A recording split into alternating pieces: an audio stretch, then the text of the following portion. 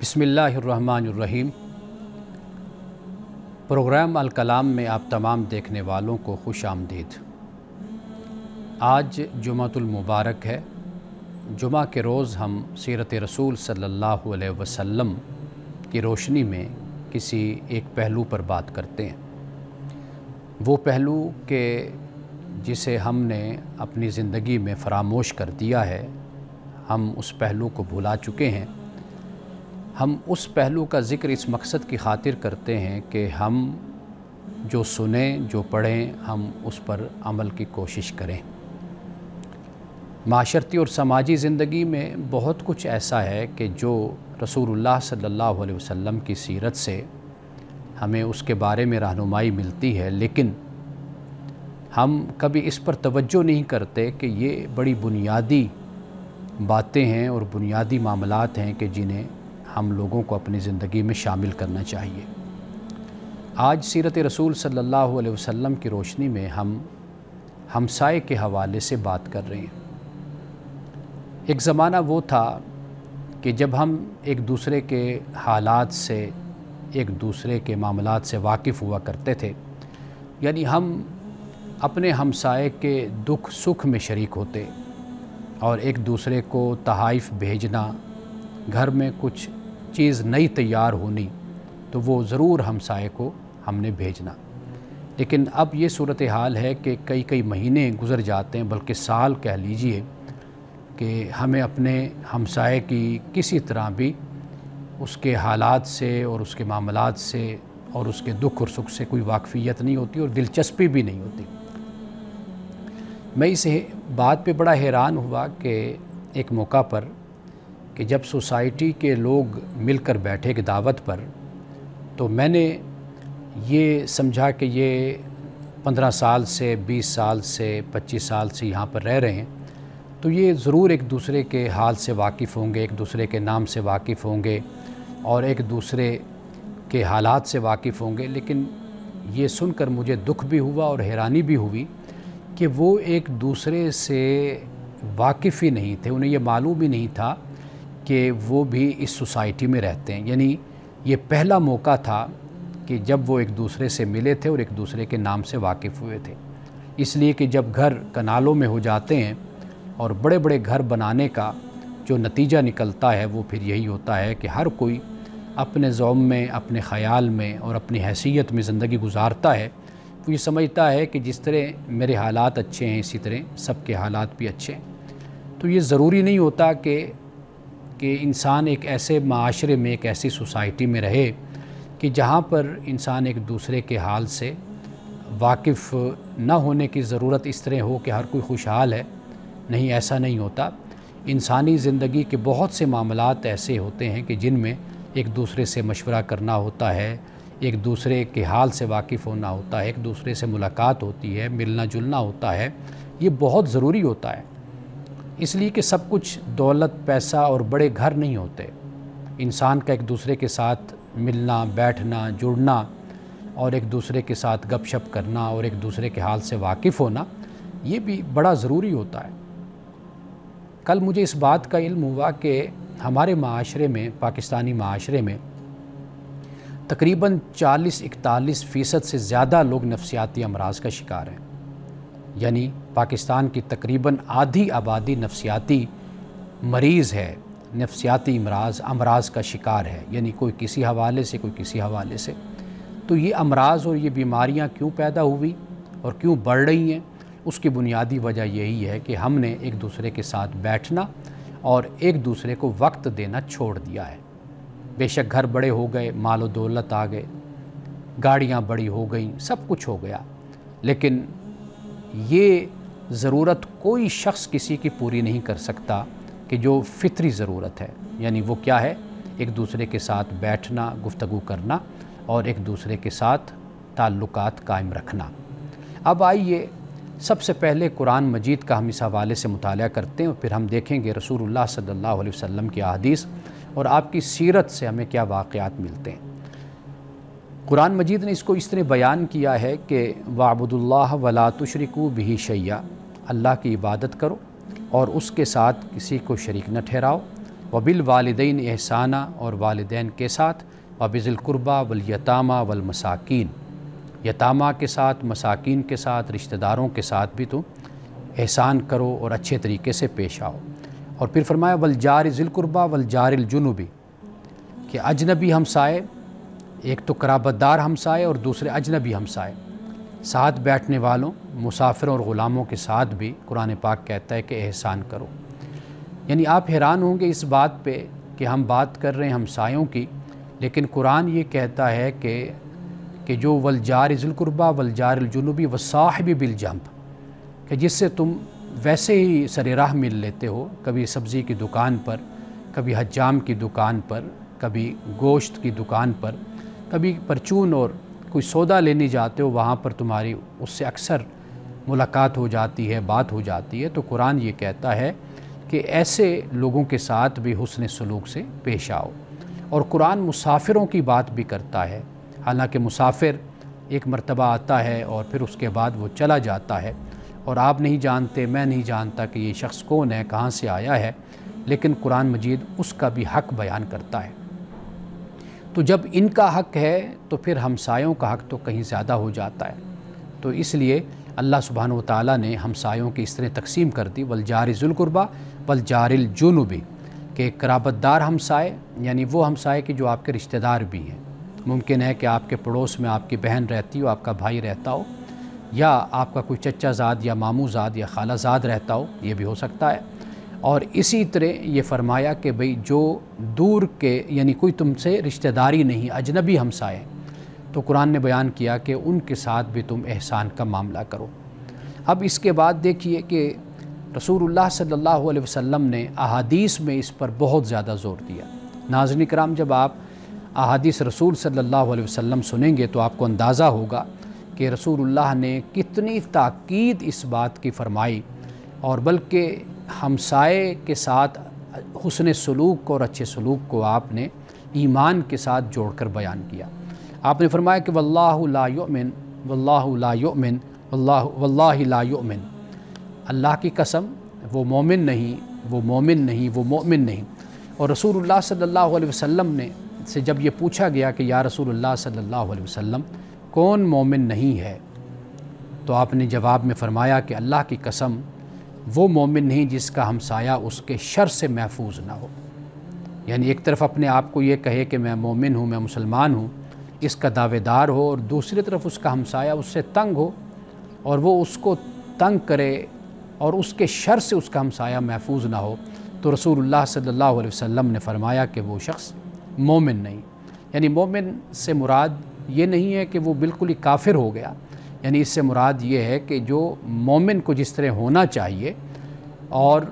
جس طریقے سے اس کو اپنی زندگی گزارنی چاہیے وہ چیز اس کے اندر نہیں ہے، ایمان والی۔ یعنی گویا کہ اس کا ایمان مکمل نہیں ہے۔ ایمان کی تکمیل اور مکمل مومن تب بنتا ہے کہ جب وہ اپنے ہمسائے کا خیال کرے اور اس کا ہمسایہ اس کے شر سے، اس کے نقصان سے محفوظ رہے۔ رسول اللہ صلی اللہ علیہ وسلم نے ایک مقام پر یہ بھی فرمایا، اب آپ یہ دیکھیے کہ اس میں کتنی تاکید ہے کہ آپ نے فرمایا کہ ما زال جبریل یوصینی بالجار حتی ظننت انہ سیورثہ۔ آپ نے فرمایا کہ جبریل علیہ السلام نے مجھے ہمسائے کے حقوق کے بارے میں آپ نے اتنی تاکید مجھے کی اور اتنی تاکید مجھے یہ کرتے رہے کہ مجھے گمان یہ ہوا کہ کہیں وراثت میں ہمسائے کا حق نہ مقرر کر دیا جائے۔ یعنی جس طرح بیٹے کو، بیٹی کو، جس طرح بھائی کو، بہن کو، باپ کو، ماں کو جس طرح وراثت میں حق دیا جاتا ہے ان کا قرآن مجید نے مقرر کر دیا۔ یعنی سورۃ النساء کی آیت نمبر، سورۃ النساء کا دوسرا رکوع اگر آپ اس کی تلاوت کریں تو آپ کو معلوم ہو جائے گا کہ اللہ سبحانہ وتعالیٰ نے وراثت کے جو حق ہیں وہ مقرر کر دیے، بتا دیا ہے کہ یہ بھائی بہن، ماں باپ،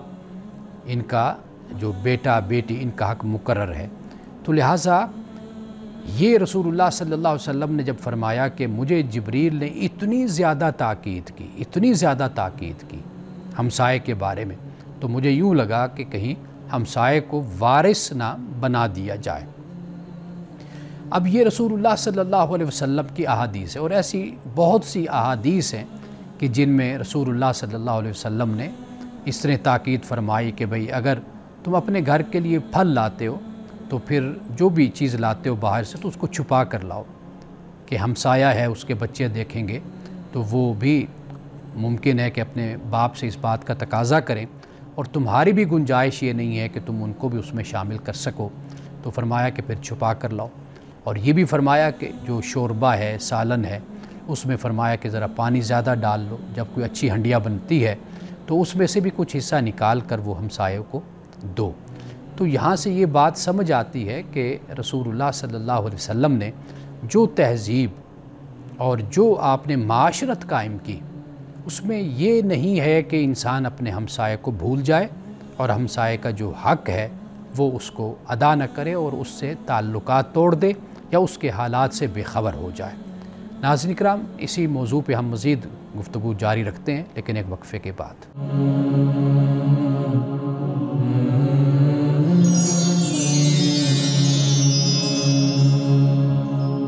وقفے کے بعد دوبارہ آپ کی خدمت میں حاضر ہیں۔ ہمارا موضوع ہے ہمسائے کے حقوق یا ہمسائے کے ساتھ حسن سلوک۔ اس کے بارے میں قرآن، احادیث اور رسول اللہ صلی اللہ علیہ وسلم کی سیرت یعنی عملی حوالے سے ہمیں کیا مثالیں ملتی ہیں۔ آئیے ذرا اس پر ہم روشنی ڈالتے ہیں کہ رسول اللہ صلی اللہ علیہ وسلم نے جو تلقین فرمائی، یعنی وقفے پہ جانے سے پہلے میں دوبارہ ذرا اپنی بات کا لنک جوڑ دوں جہاں سے میں نے اپنی بات کو روکا تھا، وہ یہ کہ رسول اللہ صلی اللہ علیہ وسلم نے جو معاشرت اور جو تہذیب آپ نے قائم کی تھی وہ لا تعلقی کی تہذیب نہیں تھی، وہ ایسی معاشرت نہیں تھی، بلکہ معاشرے میں، سوسائٹی میں جو شخص بھی رہتا ہے، یعنی اس کا تعلق کسی بھی رنگ، نسل، ذات، مذہب سے ہے، وہ آپ کا ہمسایہ ہے۔ یعنی ہمسائیگی کو آپ نے اس کے مذہب پر، اس کے رنگ، نسل اور ذات پر آپ نے ترجیح دینی ہے۔ یہ بڑی بنیادی بات ہے کہ اگر ہم اس پر توجہ کریں تو بہت سی نفرتیں اور تعصبات خود بخود ختم ہو جاتے ہیں۔ اور رسول اللہ صلی اللہ علیہ وسلم نے مدینے کے معاشرے میں یہی رویہ آپ نے اختیار فرمایا اور اپنے صحابہ کو بھی اسی کی آپ نے تلقین فرمائی۔ اب دیکھیے کہ رسول اللہ صلی اللہ علیہ وسلم نے خواتین کو خاص طور پر یہ تلقین کرتے ہوئے فرمایا کہ یا نساء المسلمات، اے مسلمان عورتوں، لا تحقرن جارۃ لجارتہا ولو فرسن شاتن۔ آپ نے فرمایا کہ اپنے ہمسائی کو کچھ دینے میں حقیر چیز کو بھی کم نہ سمجھو۔ یعنی کوئی چیز ہے جو آپ سمجھتی ہیں کہ یہ کم تر ہے یا معمولی ہے تو فرمایا کہ وہ بھی دو۔ آپ نے فرمایا کہ خواہ بکری کا ایک ٹکڑا ہی کیوں نہ ہو، یعنی اس کی سری ہے، اس کے پائے ہیں، یا کوئی چیز بھی ہے اس کے وجود کا حصہ، گوشت کا حصہ، وہ بھی تم ضرور دو۔ اس لیے کہ خواتین میں یہ ایک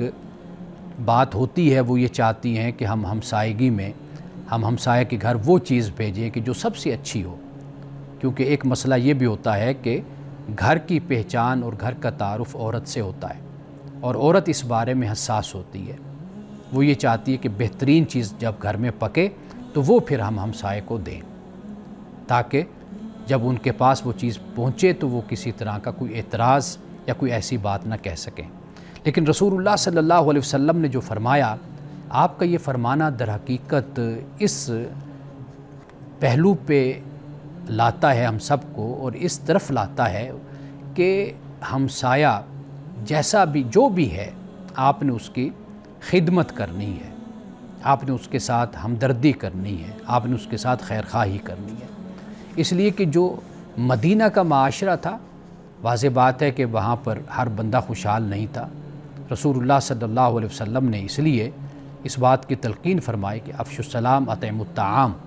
کہ سلامتی کو پھیلاؤ، یعنی سلام کو پھیلاؤ اور کھانا کھلاؤ۔ کھانا کھلانا اس وقت چونکہ غربت اور مفلسی کا ایک زمانہ تھا، تو لہٰذا رسول اللہ صلی اللہ علیہ وسلم نے اسی بات کی تلقین فرمائے۔ اب دیکھیے جو بات جو ایک حدیث میں پہلے ذکر کر چکا اشارتاً، اب اس کی طرف آئیے کہ رسول اللہ صلی اللہ علیہ وسلم نے فرمایا کہ جب شوربہ پکاؤ تو اس میں پانی زیادہ کر لو، یعنی جب کوئی سالن اچھا سا بناتے ہو تو پانی اس میں زیادہ ڈال لو، اور اپنے ہمسایوں کو بھی اس میں سے کچھ دے دیا کرو۔ اور یہ بھی رسول اللہ صلی اللہ علیہ وسلم نے فرمایا کہ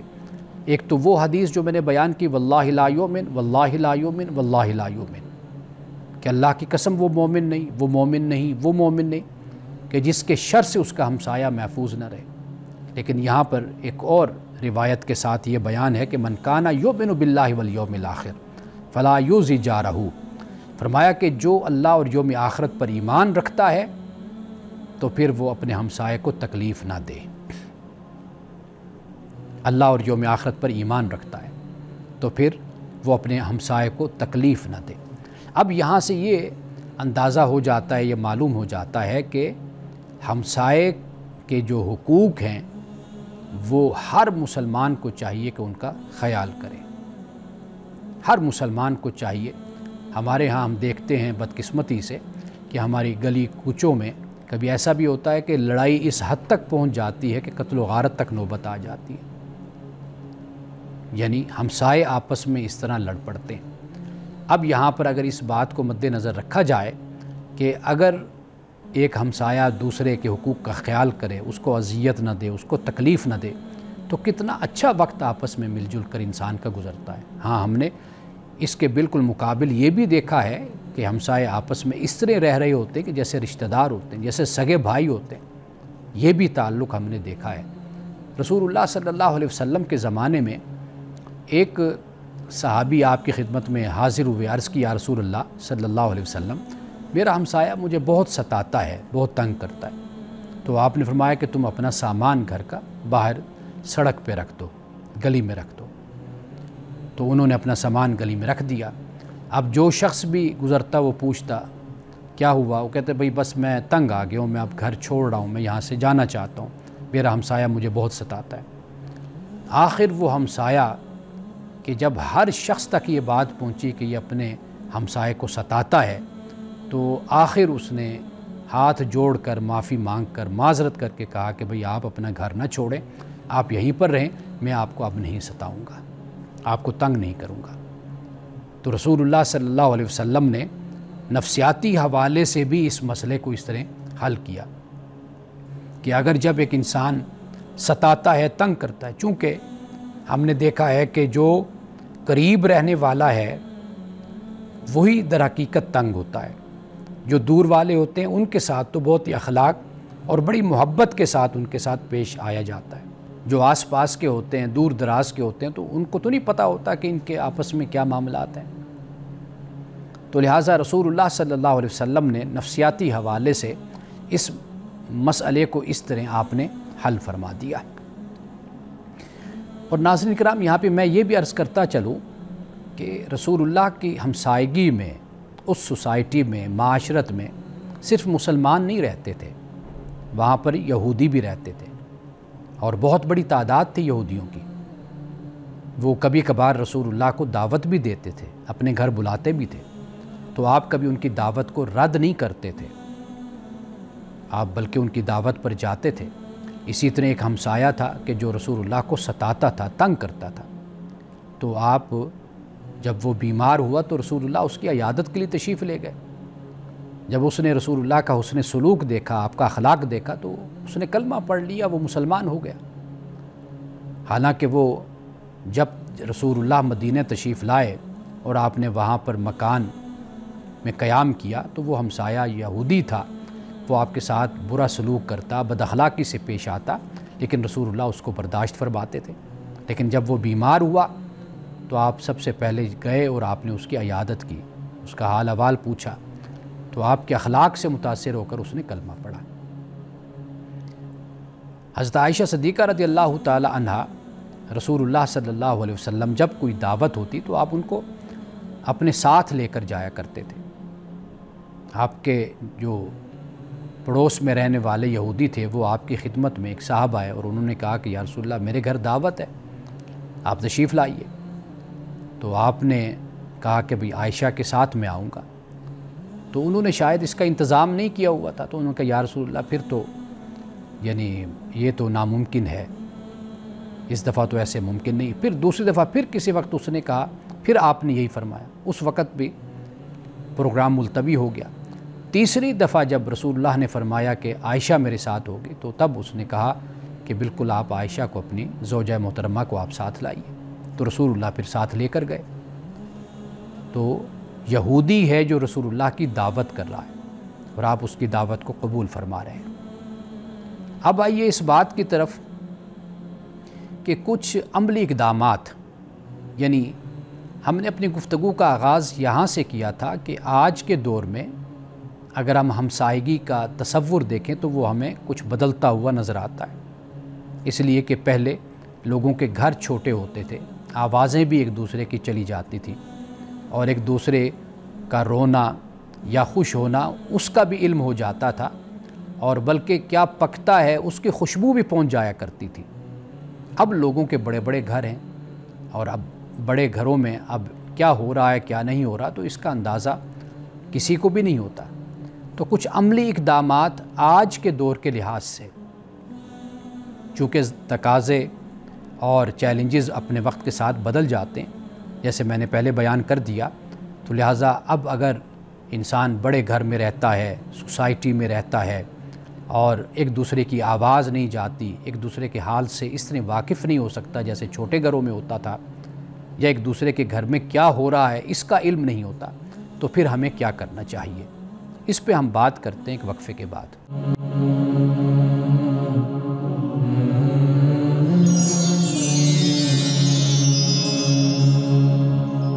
آئیے اب اقدامات کی طرف، یعنی اس بدلتی معاشرت میں اور بدلتے رہن سہن میں اب ہمیں کیا کرنا چاہیے، یعنی ہم اپنے ہمسائے کے حقوق کا کس طرح خیال کر سکتے ہیں اور کس طرح رابطہ اور تعلق ہم قائم کر سکتے ہیں۔ سب سے پہلی بات اس حوالے سے یاد رکھیے کہ مسکراہٹ، اسلام ہمیں اس کی بہت تلقین کرتا ہے۔ رسول اللہ صلی اللہ علیہ وسلم نے جب صدقہ کی بات کی تو صحابہ نے عرض کی یا رسول اللہ ہمارے پاس دینے کے لیے تو کئی دفعہ کچھ نہیں ہوتا، تو ہم کیا کریں؟ تو آپ نے فرمایا کہ اپنے مسلمان بھائی کو دیکھ کر مسکرانا یہ بھی صدقہ ہے۔ تو اسلام اس کی بھی تلقین کرتا ہے، یعنی جب آپ گھر سے باہر نکلتے ہیں، آپ کو ہمسایہ ملتا ہے تو آپ سلام کر سکتے ہیں، آپ مسکرا کر دیکھ سکتے ہیں، آپ خیریت پوچھ سکتے ہیں۔ اس کی تعلیم بھی اسلام نے دی، جیسے میں نے آپ کو بتایا کہ افشوا السلام، رسول اللہ فرماتے ہیں کہ سلام کو پھیلاؤ، سلامتی، یعنی جس سے بھی ملو اس کو سلام کہو، اس پر اللہ کی سلامتی بھیجو۔ یہ رحمت کا، بلیسنگ کا، مہربانی کا ایک پیغام ہے اسلام کا جو ہر انسان کے لیے ہے۔ اور اسی طریقے سے مسکرا کر ملنا، مسکرا کر دیکھنا، صحابہ کہتے ہیں کہ رسول اللہ کا چہرہ مسکراتا چہرہ تھا، یعنی متبسم چہرہ آپ کا تھا، ایسے لگتا تھا کہ ہر وقت آپ مسکرا رہے ہیں۔ اور اسی طریقے سے خیریت معلوم کرنا، حال احوال پوچھ لینا، اور پھر اس کے بعد مشکلات میں، یعنی جب معلوم ہوتا ہے کہ جیسے کوئی بیمار ہے کہ ہاسپٹل میں ایڈمٹ ہے تو وہاں جا کر عیادت کی جا سکتی ہے، ملا جا سکتا ہے۔ اور پھر یہ بھی ہے کہ خدا نخواستہ اگر کسی کی وفات ہو جاتی ہے تو وفات کے جو معاملات ہیں تکفین اور تدفین کے، غسل کے، ان میں بھی انسان شریک ہو سکتا ہے۔ یعنی یہ وہ چیزیں ہیں کہ بے شک آپ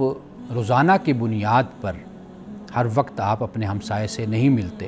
یا اس کے احوال سے باخبر نہیں رہتے، لیکن یہ تو معلوم ہو ہی جاتا ہے کہ بھئی آپ کے پڑوس میں کوئی بیمار ہے، کوئی تکلیف میں، اس کا اندازہ ہو جاتا ہے۔ یا پھر یہ ہے کہ کسی کی وفات ہو جاتی ہے تو اس میں بھی شرکت کی جا سکتی ہے، عیادت کی جا سکتی ہے۔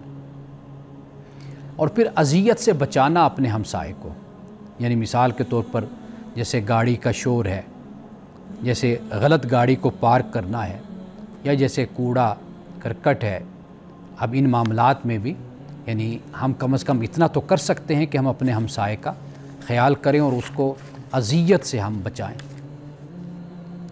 اور یہ بات تو میں پہلے بیان کر چکا، مثال کے طور پر شادی ہے، کوئی خوشی کا موقع ہے تو اس موقع پر مبارکباد دینا، یا کوئی نئی گاڑی خریدتا ہے تو اس پر خوشی کا اظہار کرنا، بجائے اس کے کہ اکثر طور پر دیکھا ہے کہ جو ہمسائے ہوتے ہیں یہ حسد میں مبتلا ہو جاتے ہیں۔ یعنی ساتھ والا اگر ترقی کر رہا ہے، کاروبار تجارت میں آگے بڑھ رہا ہے، تو یہی ہمسایہ کھڑے ہو کر اس پر تبصرے بھی کرے گا اور یہ کہے گا کہ یہ معلوم نہیں کہاں سے ان کے پاس پیسہ آ گیا، یہ حرام کماتے ہیں یا ناجائز۔ یہ تو خیر ایک ہمارے معاشرے کا عمومی رویہ یہی ہوتا ہے۔ ہم یہ سمجھتے ہیں کہ ہمارے معاشرے میں جس کے پاس بھی کوئی پیسہ آتا ہے تو وہ ناجائز طریقے سے کماتا ہے، حالانکہ لوگ اتحاد اور اتفاق سے بزنس کر کے، تجارت کر کے بھی حلال پیسہ کماتے ہیں، ٹیکس بھی ٹھیک طریقے سے ادا کرتے ہیں، سارے معاملات ان کے بہترین طریقے سے اس لیے چلتے ہیں کہ ایک کمانے والا نہیں ہوتا، کئی کمانے والے ہوتے ہیں اور مل جل کر ایک گھر میں رہتے ہیں۔ اس اتحاد اور اتفاق سے ان کے گھر میں برکت ہو جاتی۔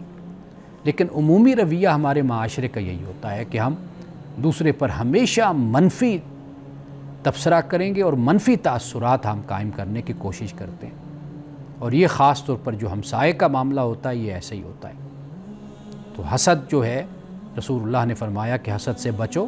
حسد نیکیوں کو ایسے کھا جاتا ہے کہ جیسے آگ لکڑی کو چاٹ جاتی ہے، ختم کر دیتی ہے۔ تو ہمسایہ اپنے ہمسائے کی ترقی پر، اس کی خوشحالی پر، اس کی امیری پر خوش ہو، اللہ سے یہ دعا کرے کہ اس کو اے اللہ تو نے دیا تو مجھے بھی تو عطا فرما۔ اور پھر سب سے اہم بات وہ یہ ہے کہ کمیونٹی کے آپس کے تعلقات اگر یہ بھی قائم ہو جائیں، یعنی مثال کے طور پر ایک بلاک میں رہنے والے لوگ اگر اکٹھے مل بیٹھنے کا کوئی نہ کوئی طریقہ اختیار کر لیں، کوئی نہ کوئی بہانہ بنا لیں کہ وہ جمعہ کے دن، وہ چھٹی والے دن، وہ کسی دن بیٹھ کر اکٹھے پارک میں اکٹھے کھانا کھائیں گے، باتیں کریں گے، سب کو جمع کر لیں۔ اس لیے کہ اس میں کوئی شک نہیں ہے کہ آج کی ٹیکنالوجی نے، آج کے موبائل نے ہمیں مصروف بہت کر دیا، ایک دوسرے سے کمزور کر دیا ہمیں تعلقات میں، لیکن آپ ذرا اگر اس کے فوائد اور ثمرات پر بھی نظر ڈالیں گے وہ بھی بہت زیادہ ہیں۔ یعنی اب یہ کتنا آسان ہو گیا ہے کہ آپ ایک گروپ بنا لیتے ہیں، واٹس ایپ گروپ ہے، آپ اس پر ایک دوسرے کے ساتھ رابطہ رکھتے ہیں، ایک دوسرے کے احوال سے باخبر رہتے ہیں، آپ نے کہیں پر جمع ہونا ہوتا ہے تو آپ وہاں پر جمع ہو جاتے ہیں۔ ہماری خواتین، ہماری بہنیں، بیٹیاں، ہماری مائیں وہ اسی طریقے سے ایکٹیو رہتی ہیں، اکٹھے بیٹھتی ہیں، اکٹھے کھاتی ہیں، پروگرام ہوتے ہیں، پارٹی ہوتی ہے، مذہبی مجالس بھی ہوتی ہیں، دروس ہو رہے ہیں اور بہت اچھے پروگرام ہو رہے ہیں جن میں خواتین کا تزکیہ نفس، ان کی تعلیم اور تربیت کا بھی اہتمام ہوتا ہے۔ یہ سب کچھ کیا اسی سائنس کی وجہ سے۔ تو لہٰذا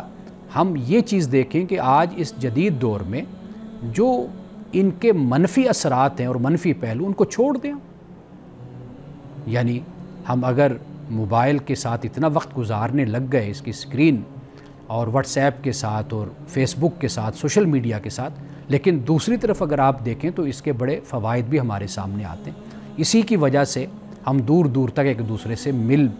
چکے ہیں اور ایک دوسرے کے ساتھ ہمارے اچھے تعلقات اور روابط بھی ہمارے قائم ہو گئے۔ تو لہٰذا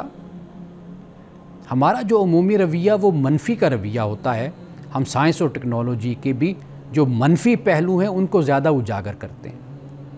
اب آپ یہ دیکھ لیجئے کہ پہلے لوگ کسی مجلس میں نہیں آ سکتے تھے تو وہ وہاں پر اس مجلس سے محروم ہو جایا کرتے تھے۔ آج زوم لنک پہنچ جاتا ہے گھر میں، خواتین کچن میں کھڑی لیکچر سن رہی ہیں، مرد حضرات اپنے گھر میں بیٹھے ہوئے سن رہے ہیں، دفتر میں بیٹھے ہوئے کلاس پڑھ رہے ہیں۔ ایسے بہت سے لوگوں کو میں نے دیکھا۔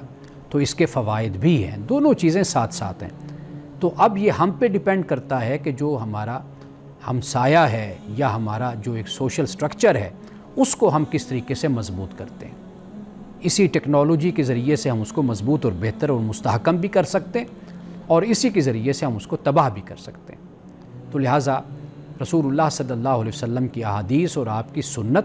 اور خاص طور پر جو قرآن کی آیت میں نے آپ کے سامنے رکھی، آپ اس میں دیکھ لیجئے کہ کسی طرح کی بھی کوئی تفریق نہیں ہے۔ آپ کا ہمسایہ امیر ہے، غریب ہے، وہ کسی بھی مسلک سے تعلق رکھتا ہے، کسی فرقے سے، کسی مذہب سے تعلق رکھتا ہے،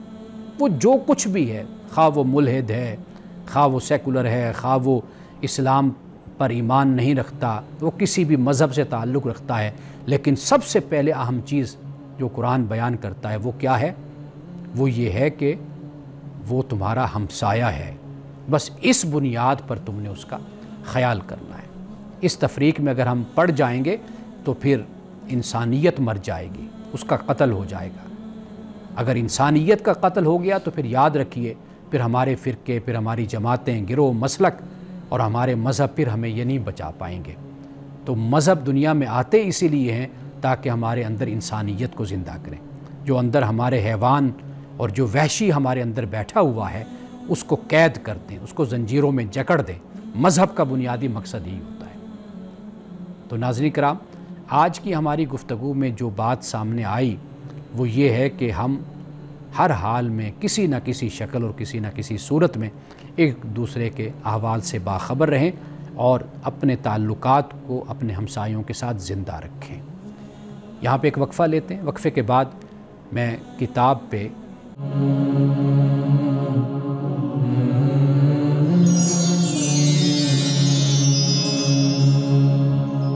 اس وقت میرے سامنے میری اپنی ایک کتاب ہے جو کئی سال پہلے میں نے تحریر کی اور یہ شائع ہوئی۔ اس کتاب کا نام ہے مذہب، معاشرہ اور اخلاق۔ یعنی اس میں بہت ہی آسان سلیس اردو میں آرٹیکلز ہیں، مضامین ہیں، مذہب کے بارے میں، معاشرے کے بارے میں اور اخلاقیات کے بارے میں۔ اگرچہ اس کا انگلش ترجمہ بھی ہو چکا ہے، اور میں نے اس میں وہ آرٹیکلز، وہ مضامین میں نے جمع کیے کہ جو زیادہ سے زیادہ 1.5 صفحے پر، 2 صفحے پر مشتمل ہیں بس۔ اور جب میں آپ کو اس کا جو کنٹینٹ ہے، جو فہرست ہے، وہ جب میں آپ کو بتاؤں گا تو آپ کو خود اندازہ ہوگا کہ بہت ہی آسان انداز بھی اور عام فہم بھی۔ یہ اللہ کا شکر ہے کہ یہ کتاب یعنی اس کی جو مارکیٹ میں ضرورت ہے وہ بہت زیادہ ہے، یعنی بہت لوگ اسے خریدتے ہیں۔ اس کی واحد وجہ یہی ہے کہ یہ بچے بھی پڑھ سکتے ہیں، خواتین بھی پڑھ سکتے ہیں۔ اس کے لیے کوئی ضروری نہیں ہے کہ آپ کی بہت تعلیم ہو، اور اس میں کوئی مشکل الفاظ استعمال نہیں ہوئے، اور یہ اسی کے پیش نظر لکھا گیا کہ تاکہ کردار اور اخلاق کے حوالے سے ہمیں کچھ نصیحتیں، کچھ ہدایات ہمیں ملیں۔ اب دیکھیے کہ میں اس کی فہرست میں سے کچھ جو موضوعات ہیں وہ میں آپ کو بتاتا ہوں، اس سے آپ کو خود اندازہ ہو جائے گا۔ یعنی آپ یہ دیکھیے کہ برکت کیا ہے، کیونکہ یہ ایک سوال ہوتا ہے کہ جی جب ہم کہتے ہیں کہ اللہ کی برکت ہے، اللہ تعالیٰ کی طرف سے ہمیں بڑی برکت ہے ہمارے گھر میں، تو یہ جو برکت کا لفظ ہم بولتے ہیں تو یہ برکت کیا ہوتی ہے؟ اسی طرح دین آسان ہے، دین کے بارے میں عام تصور، اور لوگ یہ سمجھتے ہیں کہ جب وہ علمی مشگافیاں اور علمی مباحث اور مناظروں کو دیکھتے اور سنتے ہیں تو انہیں لگتا ہے کہ دین بڑا مشکل ہے۔ تو بہت آسان انداز میں بیان کیا۔ پھر اولاد کی شخصیت کے حوالے سے کہ اولاد کی شخصیت کو والدین کیسے پروان چڑھائیں اور کس طرح اس کو بنائیں، قناعت پسندی کے حوالے سے، اور خود کو ضائع نہ کریں۔ یہ جو ہم بات کرتے رہتے ہیں موبائل کے حوالے سے، آج کی ٹیکنالوجی کے حوالے سے اور سوشل میڈیا کے حوالے سے، اصل بات یہی ہے کہ ہم خود کو ضائع کرتے ہیں۔ ایک بزرگ مصری بزرگ ہیں، عالم ہیں، وہ کہا کرتے ہیں کہ خود کو ڈسٹ بن مت بناؤ، اپنے ذہن کو ڈسٹ بن نہ بناؤ۔ یعنی ڈسٹ بن سے مراد یہ کہ ہر ردی بات، ہر غلط بات اور فضول قسم کی باتیں جو لوگوں کی ہیں وہ تم اپنے ذہن میں ڈالے رکھو، اور ان پر تم پریشان رہو اور ان کے بارے میں سوچتے رہو، اور غصے میں کبھی آتے رہو اور کبھی خود کو جلاتے رہو۔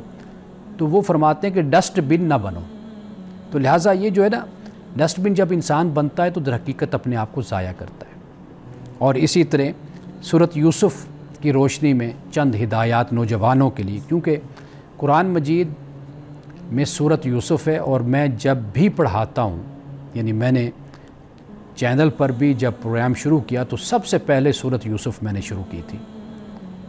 جب بھی میں درس کہیں پر شروع کروں تو میں سورۃ یوسف سے شروع کرتا ہوں۔ اس لیے کہ ہم سورۃ یوسف کو ہمارے ہاں بدقسمتی لوگوں کی یہ ہے کہ ان صورتوں کو لوگ رشتوں کے لیے پڑھتے ہیں، کوئی صورت رزق کے لیے پڑھ لیتے ہیں، کوئی رشتوں کے لیے پڑھ لیتے ہیں، جبکہ اگر اس صورت کو اگر آپ پڑھیں گہرائی کے ساتھ اور بار بار پڑھیں تو بہت سے حقائق کھل کر سامنے آتے ہیں۔ خاص طور پر مصر کا وہ معاشرہ وہ ایک لحاظ سے بڑا جدید اور بڑا ماڈرن معاشرہ تھا،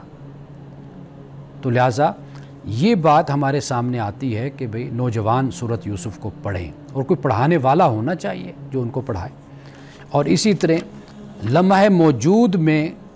کر گزریے، یعنی آپ کے پاس جو وقت ہے اسی کو آپ غنیمت سمجھ کر مستقبل کا انتظار مت کیجئے کہ بھئی مستقبل جب وقت آئے گا تو پھر ہم دیکھیں گے، پھر کریں گے کچھ، ابھی نہیں کچھ کرنا، تو یہ سوچ چھوڑ دیجئے۔ اسی طرح بزرگوں سے دوستی، ہمارے ہاں کے بزرگ وہ تنہائی کا شکار ہو جاتے ہیں، خلوت کا شکار ہو جاتے ہیں، ان کو کوئی ٹائم نہیں دیتا، وقت نہیں دیتا، حالانکہ تجربات، علم، مشاہدہ ان کے پاس بہت ہوتا ہے۔ تو یہاں میں نے بزرگوں سے دوستی، جادو کا علاج اور ایسے بہت موضوعات ہیں، بہت سے مضامین ہیں کہ جو ہماری عام زندگی سے متعلق ہیں۔ تو لہٰذا یہ کتاب یہ نہیں کہ اہل علم کے لیے، بلکہ ہر وہ شخص کے جو ایک سطحی علم رکھتا ہے، نالج رکھتا ہے، اور وہ چاہتا ہے کہ وہ اسلام کو سمجھے، اخلاقیات کو بہتر کرے، تو یہ کتاب اس کے لیے بہت ہی زیادہ مفید اور فائدہ مند ہے۔ خواتین و حضرات، انہی الفاظ کے ساتھ آج کے پروگرام سے میں اجازت چاہتا ہوں۔ انشاءاللہ آئندہ پروگرام میں آپ سے ملاقات ہوگی۔ السلام علیکم ورحمۃ اللہ وبرکاتہ۔